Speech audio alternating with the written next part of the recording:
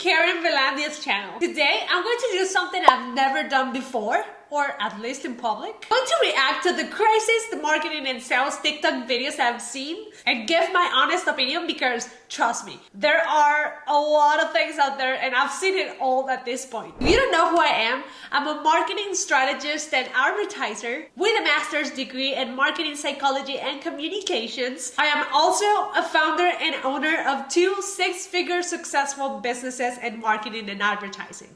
Alright, so let's get ready to have some fun with these TikTok videos. Oh, but before we dive in, don't forget to subscribe to this channel and put the notifications bell on so you don't miss any future videos. Okay, vamos.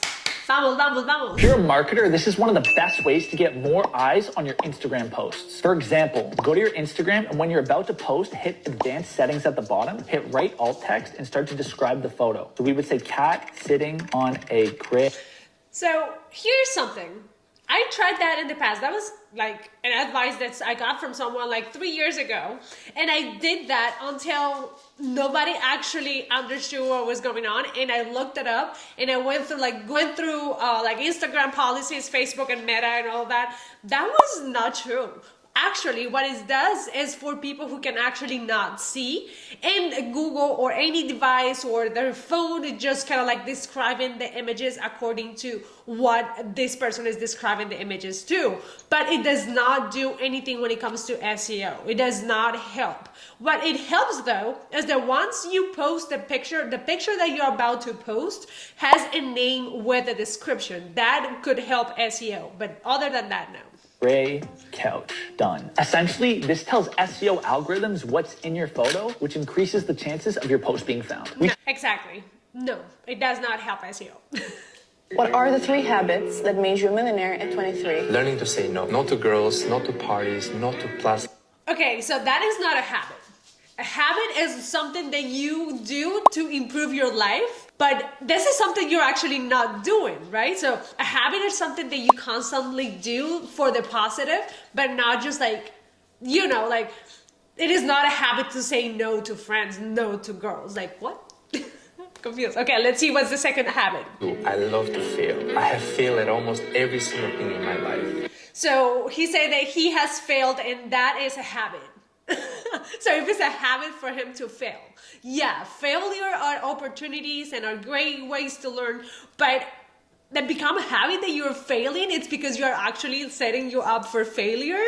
And I mean, that is not what life is about. I don't think this is a habit. I don't know. And only the lessons that I've learned are worth billions and not millions. And number 3 is going to the gym and taking care of my health because it's okay, yeah, go to the gym, taking care of your health, that is a habit. That's something I need to work on actually. Oh my god. Yeah, that is a habit. Something that you need to keep. Yeah, good. Third one was good. So it was 1 out of 3.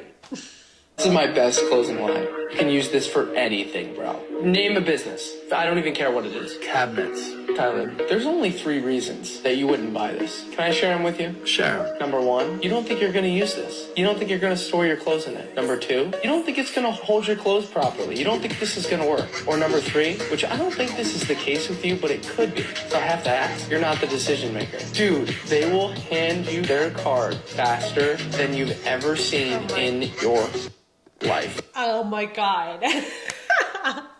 Wait, what is going on with people? If you say that to someone as a sales pitch, if you ask someone about, with a strong attitude, they're just gonna push back and it's gonna be crazy. They're gonna push back even more, They're not gonna hand you the credit card just because you're saying you're not the decision maker.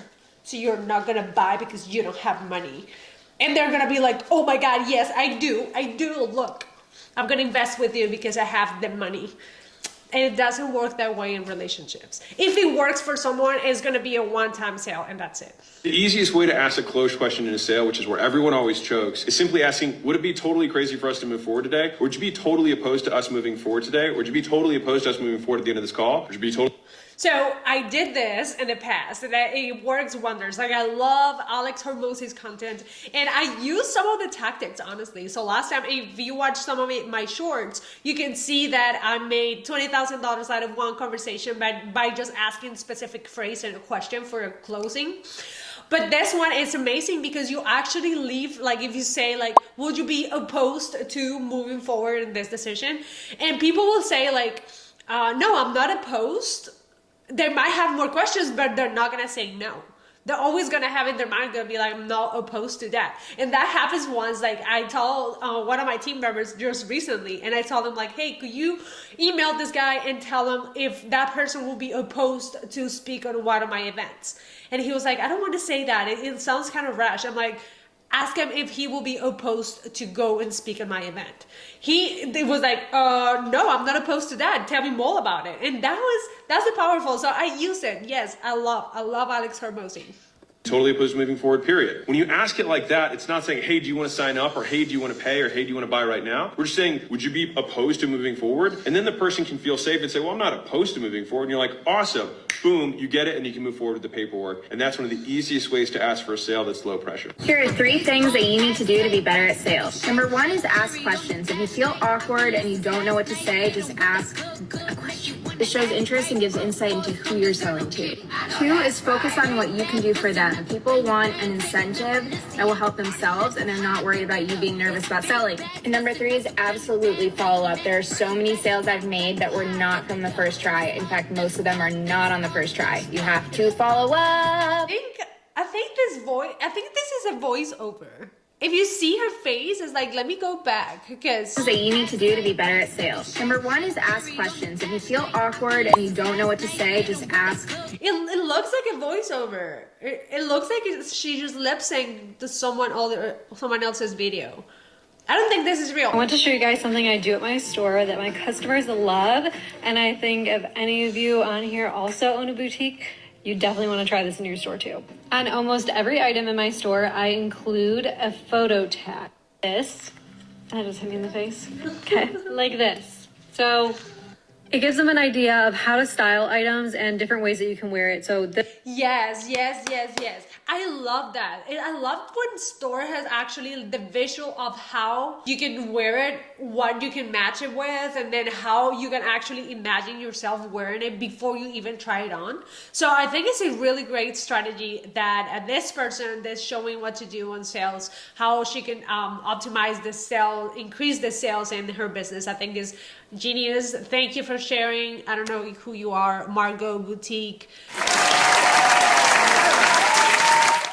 Here's how to know if you're about to get fired. The first thing is that your boss is going to stop talking to you. They're going to put gaps between the communication. They're not going to respond to you as quickly. Everything's going to start to slow down. The second thing is you're not going to get any new projects put on the board, right? So there's nothing new that's coming your way. There's no inflow. You actually start to have less work than you normally did. And then Yes. So it happens. And as business owners, we know that sometimes when someone is not working out and then you just literally start to focus your time and try to find something else or someone else to get leverage all that slack that someone else leave. And then once this person is coming in board, you just have to let that people go and that person go.